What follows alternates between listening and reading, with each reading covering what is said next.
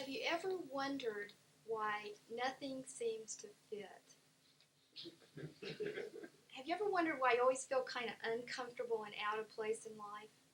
Like maybe when they issued you a uniform at birth, it wasn't the right size and you're never going to grow into it. I mean, you kind of expect that when you're little, you're around a few years, and you start to notice things. And one of the first things you notice is you just never feel like you're in exactly the right place in life. But somehow you feel certain this is one day going to change, and that one day everything will be all right when you fill out. And then it never is. Not only that, from your new grown-up perspective, you start noticing that life itself seems a little bit unbalanced and like it's about to fall out of its uniform. Well, I always used to worry about stuff like that until I found out about the Skosh factor. In case you never heard of the word before, a skosh means a little bitty bit. It's a quantity so small that you hardly even notice it's there. And when I decided to tell you about the Skosh factor tonight, I was going to start out by reading the definition of skosh out of the dictionary. But either I'm spelling it wrong or it's so small that even Webster didn't choose to acknowledge it. Like I said, people hardly even notice a skosh. But I have heard some people use the term. As a matter of fact, the very first time I ever heard skosh was in a Levi's for Men jeans commercial about 2 years ago.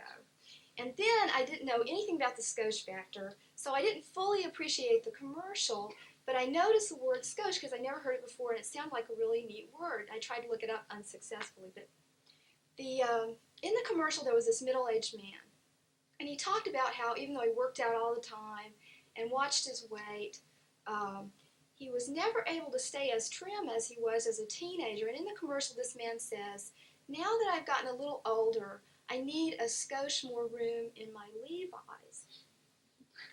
Well, that is about the best definition of a skosh that I've ever heard.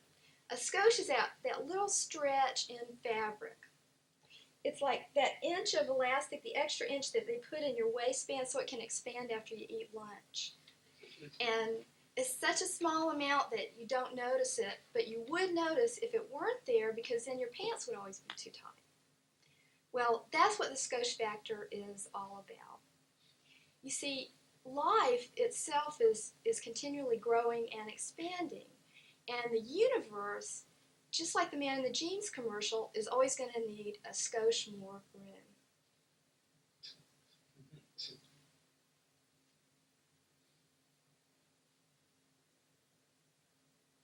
If you thought about life as a machine, a way to describe the skosh factor would be to say that it has to be closely fitted enough so that all the gears mesh and they turn, but it has to be loosely fitted enough so that things don't just lock up and grind to a halt.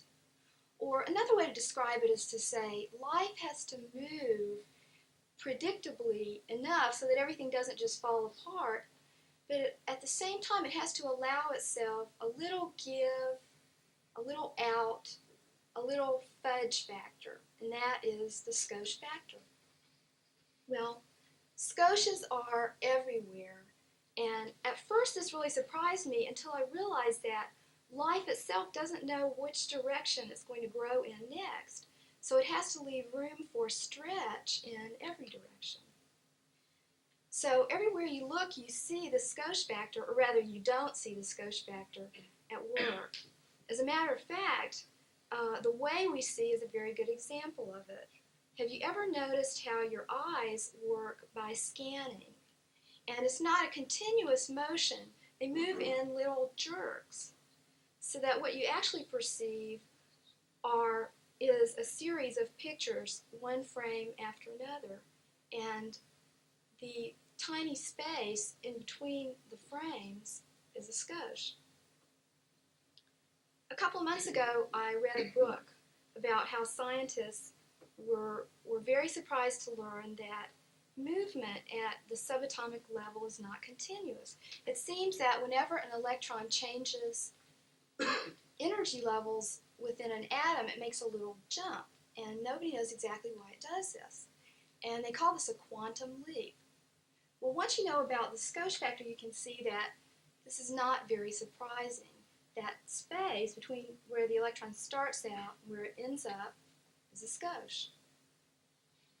You could actually say that the Skosh factor is the reason why everything is continually changing. The presence of Skoshes in the universe breaks up all apparently continuous lines and motion. There's a Skosh between whatever happens and our neural perception of it. Because of Skoshes, people never know what's going to happen next until it already has. It's as if things go into a Skosh and they come out different and nobody knows what happens in a Skosh. I'm not sure that anybody really realizes how important the Skosh factor is. It seems to me as if there were no Skosh factor at work, there wouldn't be any such thing as now.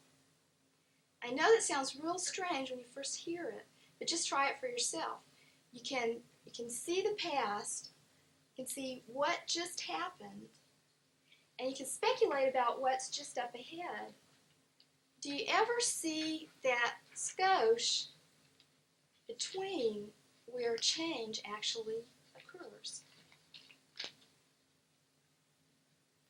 Well, I don't really need to go on about this any longer because once you know about the Skosh factor, you can see it everywhere, and it kind of changes your attitude toward things. For example, it changes your attitude toward that uniform that doesn't fit. After a while, you stop complaining about it and you start being glad that there's some room to move around. While everybody else is kind of trying to get theirs altered, saying, am I ever going to get a good fit? You're just kind of scooting over here and reaching out over there and peeking up here.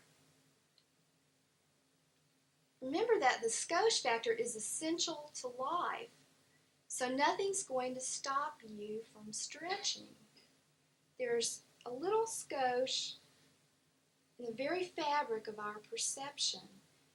It's a physical necessity built in to accommodate life's growth.